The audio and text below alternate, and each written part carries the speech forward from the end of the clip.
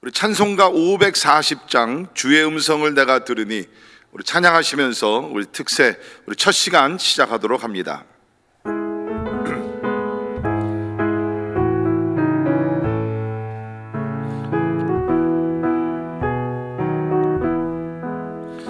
주의 음성을 내가 들으니 사랑한단 말일세. 믿는 마음으로 주께 가오니 나를 영접하소서. 내가 매일 십자가 앞에 더 가까이 가오니 구세주의 흘린 보배 피로써 나를 정케 하소서. 주여 넓으신 은혜 베푸사 나를 받아주시고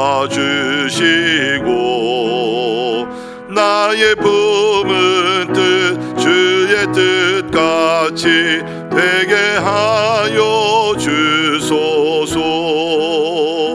내가 매일 십자가 앞에 더 가까이 가오니 구세주의 흘린 보배 피로써 나를 정케 하소서.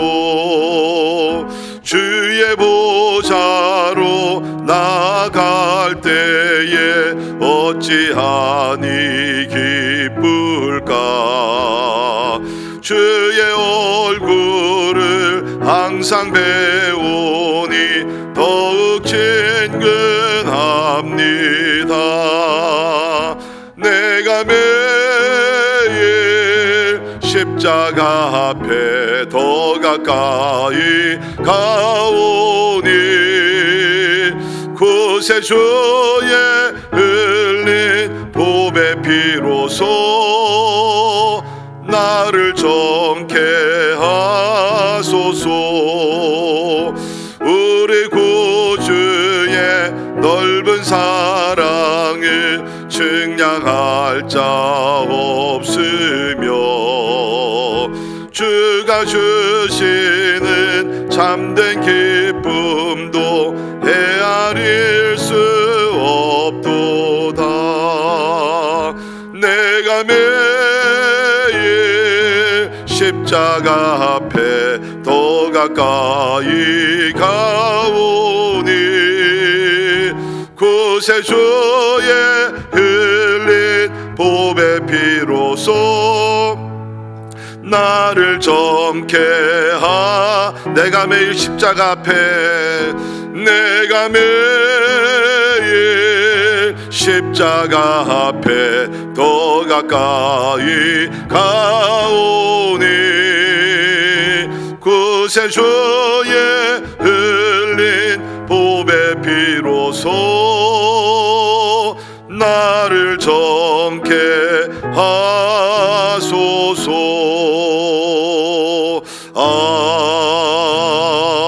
아멘.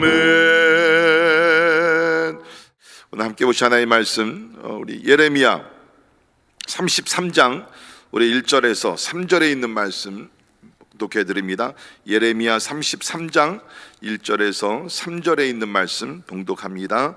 예레미야가 아직 시위대 뜰에 갇혀 있을 때에 여호와의 말씀이 그에게 두 번째로 임하니라. 이르시되 이를 행하시는 여호와, 그것을 만들며 성취하시는 여호와, 그의 이름을 여호와라 하는 이가 이와 같이 이르시는도다. 너는 내게 부르짖으라. 내가 내게 응답하겠고 내가 알지 못하는 크고 은밀한 일을 내게 보이리라. 아멘. 아멘. 우리 성경을 보게 되면 놀라운 하나님의 약속들이 많이 이렇게 기록이 되어 있는데요, 오늘도 3절을 보게 되면 너는 내게 부르짖으라. 내가 내게 응답하겠고 내가 알지 못하는 크고 은밀한 일을 내게 보이리라. 크고 은밀한 일을 보여주시겠다 약속을 하셨습니다. 이번 한 주간 진짜 우리가 부르짖는 가운데 크고 은밀한 일을 우리에게 보여주셔서 꿈과 비전 사명감을 가지고 이 한 해에 참 우리가 충성을 다하고 또 승리하는 한 해가 되기를 주의 이름으로 축원합니다. 우리 성경을 보게 되면 하나님은 약속의 하나님입니다. 하나님께서 약속을 주시고 약속을 이루어가시는 하나님이시라는 겁니다. 이것을 우리 성도들이 분명히 깨달아 알 수 있기를 바랍니다. 그래서 우리 영어 성경책 보면 약속 성경책이라는 것도 있습니다. 약속을 하이라이트 해가지고서 약속이 너무 중요하기 때문에 그런 성경책도 있는데요, 하나님은 우리에게 약속을 주시면서 그것이 그냥 약속으로 멈추시는 것이 아니라 그 가운데 하나님의 섭리가 나타납니다. 하나님의 섭리가 나타난, 그러니까 우리가 약속을 읽게 되면 그것이 우리 가운데 응답되어 끝나는 것이 아니라 사실은 하나님의 구속사의 모든 역사가 하나님의 약속 가운데서 약속이 성취되면서 이루어진다는 것입니다. 그래서 우리는 성경을 읽을 때 하나님의 약속에 대해서 우리가 눈을 크게 뜨고 우리가 관심을 가지고 읽어야 된다는 거죠. 예를 들면 우리 창세기 12장에 보면 하나님께서 아브라함을 부르시고 아브라함에게 약속을 주십니다. 잠깐 읽어드리죠. 여호와께서 아브라함에게 이르시되 너는 너의 본토 친척 아비집을 떠나 내가 내게 지시할 땅으로 가라. 내가 너로 큰 민족을 이루고 내게 복을 주어 내 이름을 창대케 하리니 너는 복의 근원이 될지라. 너를 축복하는 자에게는 내가 복을 내리고 너를 저주하는 자에게는 내가 저주하리니 땅의 모든 족속이 너를 인하여 복을 얻을 것이니라 하신지라. 하나님께서 아브라함을 부르시고 첫 만남 속에서 약속을 주세요. 근데 이 약속이 보통 약속이 아니죠. 하나님께서 너에게 복을 준다, 내 이름을 창대케 한다, 복의 근원이 되게 할지라. 내가 너를 복을 내리고 너에게 저주하는 자는 내가 저주하고 땅의 모든 족속이 너를 인하여 복을 얻을 것이니라. 아브라함이 복을 받을 뿐만 아니라 아브라함을 통해서 복이 흘러나가게 되고 땅의 모든 족속, 이스라엘뿐만 아니라 모든 족속이 너를 인하여 복을 얻을 것이니라. 약속입니다. 여러분, 성경 전체는 사실 어떻게 보게 되면요, 하나님께서 아브라함에게 주신 약속이 이루어지는 것이 성경 전체의 말씀이라고 우리가 볼 수 있는 것이죠. 물론 우리가 아는 대로 이 아브라함에게 주신 약속은 결국에는 뭡니까? 아브라함의 후손으로 오는 예수 그리스도를 통해서 땅의 모든 족속이 복음을 듣게 되고 그 가운데 영생을 얻고 복을 얻게 되는 것이라는 겁니다. 그러니까 하나님의 구속사는 어떻게 보면 하나님의 약속이 주어지고 그 약속이 이루어지는 가운데서 구속사가 이루어지게 된다는 것이에요. 그렇기 때문에 우리가 약속을 우리가 잘 알게 되면 하나님께서 우리 삶 속에 나 개인뿐만 아니라 하나님께서 우리 인류 역사 가운데서 어떻게 하나님의 구속사를 펼쳐가시는구나, 이것을 우리가 깨닫게 된다는 것입니다. 그래서 우리가 한 주일 동안 우리가 오늘 하나님의 참으로 놀라운 약속을 배울 때 이것이 그냥 나를 복주시기 위해서 그런 약속이 아니라 이것은 하나님의 전체적인 The Master Picture of God, 하나님의 전체적인 그림이 약속 가운데 그려져 있구나, 이것을 우리가 깨닫는 크신 은혜가 임하기를 주의 이름으로 축원합니다. 자, 우리 오늘 함께 읽은 본문 말씀 예레미야 33장. 이 말씀은 참 우리 이스라엘 백성들 또 유다 백성 가운데 가장 힘들고 어려웠을 때에 하나님께서 약속을 주셨습니다. 어저께도 제가 주일 설교에 그런 말씀을 드렸죠. 우리는 꿈과 비전이 필요합니다. 특별히 우리가 성경을 보면 이스라엘 백성들이 가장 힘들고 어려웠을 때에 하나님께서 하늘의 문을 열어주시고 그 꿈과 비전과 이상을 우리에게 보여주시는 가운데 그것을 붙들고 고통의 시간을 극복하며 나갔다 그랬습니다. 자, 오늘 말씀도 보시면 시대적으로 보게 되면 한 주전 587년 유다 왕 시드기야 왕이 나라를 다스린 지 10년째 되는 때입니다. 이제 나라는 멀지 않아 망하게 됩니다. 우리가 아시는 대로 벌써 이미 바벨론이 들어와서 여러 차례 공격을 했습니다. 예루살렘에 있는 모든 거룩한 그런 것들을 다 뺏어 가고 이미 포로로 끌려간 사람들도 있고 이제 나라는 멀지 않아 망하게 됩니다. 그 가운데 하나님께서 예레미야 선지자를 부르셔서 이런 심판의 경고에 대해서 메시지를 전하라 그랬습니다. 그러니까 여러분, 누가 심판에 대한 메시지를 좋아하겠습니까? 그러니까 어떻게 됐습니까? 예레미야를 뜰에 가득히 됩니다. 여기 보니까 1절에 예레미야가 아직 시위대 뜰에 갇혔을 때에, 그러니까 하나님의 말씀을 받아서 전하다가 그것 때문에 여기 뭡니까? 시위대 뜰에 갇혀 있다라고 여기서 이야기를 하고 있습니다. 여기 아직이라는 것을 보면 이미 갇혀 있었고 계속 어떻게 보면 감옥 생활을 하고 있다는 것이죠. 손과 발이 묶였습니다. 자유스럽게 복음 하나님의 말씀을 대언할 수가 없는 그런 어려운 상황 가운데 있습니다. 자, 오늘 말씀은 이제 하나님께서 예레미야에게 유다의 회복을 약속해 주시는 것입니다. 오늘 약속은 우리가 부르짖고 하나님께서 응답하시고 크고 비밀한 것을 보여주시겠다는, 한마디로 요약하면 앞으로 일어날 회복에 대해서 하나님께서 약속해 주셨다는 거예요. 여러분, 오늘 시대야말로 우리 모두가 소원하는 것이 뭡니까? 회복입니다. 그렇죠? 이 코로나 시대에서 회복, 영적 우리가 침체에서 회복, 경제적으로도 회복, 관계가 회복되고, 그것을 우리가 그렇게 부르짖고 있습니다. 그런데 성경을 보면 하나님께서 기도할 때 회복을 주신다. 여러분, 오늘 우리의 기도 초점을 회복에 맞출 수 있기를 바랍니다. 하나님은 회복을 주시기를 원하신다. 우리 개인과 가정과 교회가 또 나라와 민족이 하나님 앞에서 회개하며 기도하는 가운데 하나님께서 우리에게 회복을 주시겠다고 약속하고 계시다는 거예요. 자, 그러면 어떻게 회복이 일어날 수 있는가? 첫째는 살아있는 하나님의 말씀으로 회복할 수 있습니다. 살아있는 하나님의 말씀으로 회복이 가능하다는 겁니다. 다시 1절입니다. 12대 뜰에 갇혀 있을 때에 여호와의 말씀이 그에게 두 번째로 임하니라. 그러니까 이것은 뭡니까? 첫 번째로 이미 임했다는 것이죠.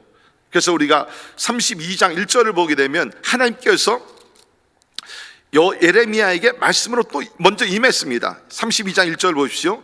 유다의 시드기야 왕 10째 해 곧 느부갓네살 18째 해에 여호와의 말씀이 예레미야에게 임하니라. 그렇죠? 여기서 임한다는 것은 예레미야가 선지자로서 하나님의 말씀을 가운데 거하는 삶을 살았지만, 특별히 그때마다 하나님께서 조명해 주시는 특별한 메시지로 임했다는 것입니다. 올해도 우리는 성경 통독을 열심히 할 것입니다. 우리 작년에 우리 교인들 많은 분들이 진짜 성경 통독을 해주셨어요. 너무나 감사합니다. 근데 여러분, 우리가 성경을 읽다 하더라도 어떨 때 읽는 중에 하나님께서 특별히 우리의 눈을 크게 뜨시고 감동을 주시고 깨닫게 하시고 확신을 갖게 하시고 마음이 막 뜨거우실 때가 있습니다. 그런 것입니다.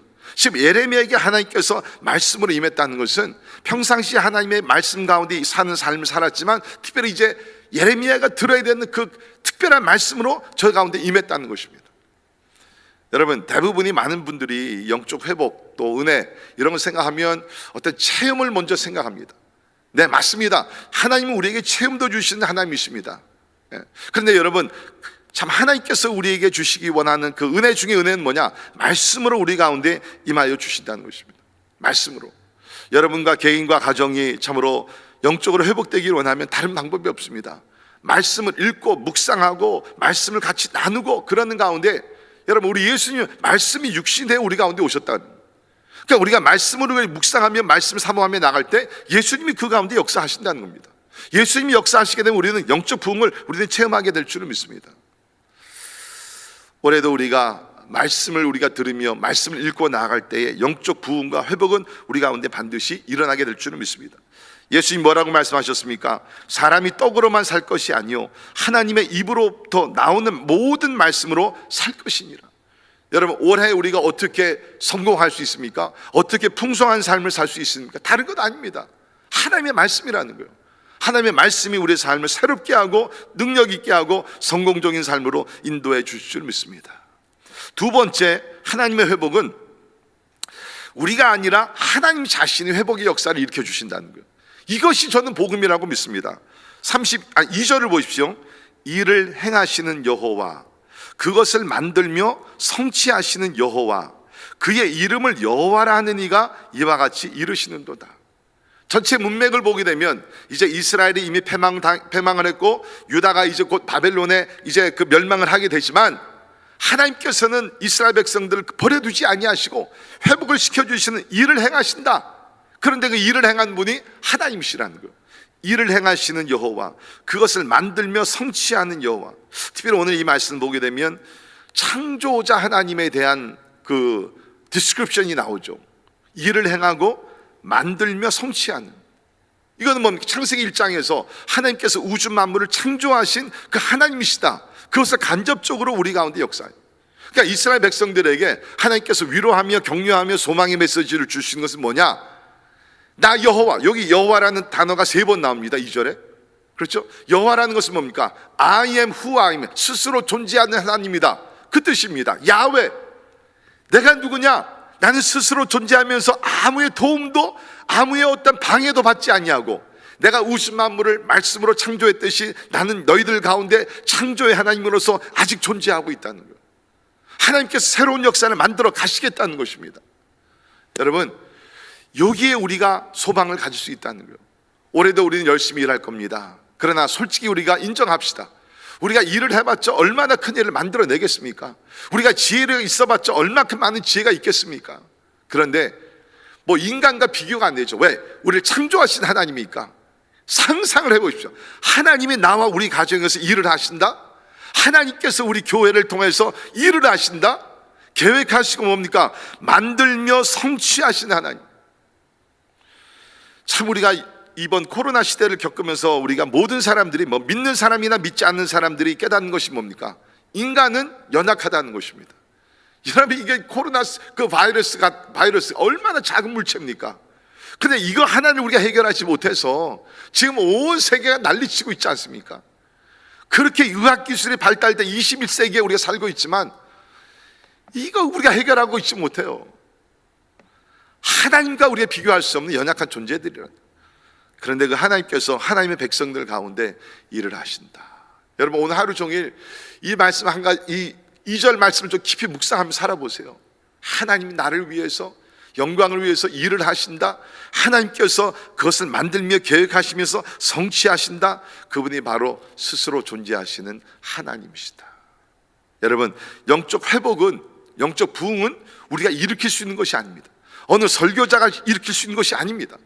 하나님께서 우리 가운데 역사하실 때, 그렇죠? 하나님께서 우리 가운데 임재해 주실 때에 회복은, 영적 부흥은 일어나게 된다는 것입니다. 그럼 우리는 가만히 있으면 됩니까? 아니죠. 성경은 항상 먼저는 하나님의 주권적인 역사, 은혜요. 그 다음에 뭡니까? 인간의 책임이 따라온다는 것입니다. 그래서 3절을 보시면 너는 내게 부르짖으라. 이러한 하나님의 거룩한 역사가 하나님이 이루시는데 그것이 어떻게 이루어지는가? 부르짖을 때 일어난다는 거예요. 여기 보십시오. 그냥 기도하라고 얘기를 하진 않습니다. 부르짖으라라고 여기서 이야기하고, 여기 부르짖으라는 단어가 히브리어로는 카라라는 단어인데 아주 절규하다, 심한 갈증 속에서 부르짖다. 여러분, 이제까지 살아오면서 언제 부르짖었습니까? 가장 간절하게. 아마 우리 부모님들은 자녀들이 아팠을 때, 그렇죠? 자녀들이 아팠을 때 간절히 부르짖었을 거예요.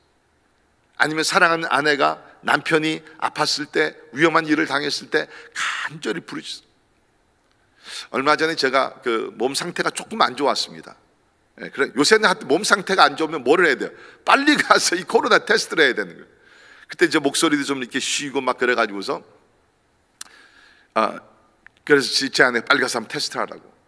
그래서 저는 이제 빨리 가서 이제 얼전 케어 가서 이제 테스트를 했어요. 이제 나중에 한 사실인데 그때 제 아내가 집에서 간절히 하나님 앞에 기도를 했다는 거예요. 하나님, 제 남편 이게 걸리면 안 됩니다.